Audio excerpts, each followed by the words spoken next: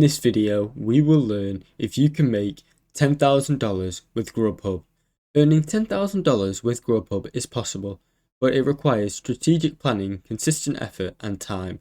Grubhub guarantees a minimum hourly rate of $12 per hour, though most drivers aim to earn more, of an around average of $20 per hour.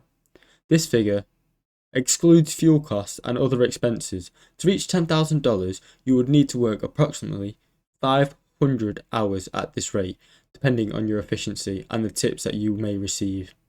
Grubhub payment system is a mix of base pay and tips. Base pay depends on time spent on the road and the mileage that you have done, ensuring drivers are compensated for the real-world driving conditions.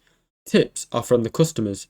This can be because you've delivered their food on time and quickly. Tips can significantly boost earnings, though they can vary depending on the customer. Some may tip generously, while others may not tip at all, making earnings less predictable. Special promotions like missions or sweet takes can also increase your income by focusing on the high demand times, selecting profitable orders, and maximizing tips.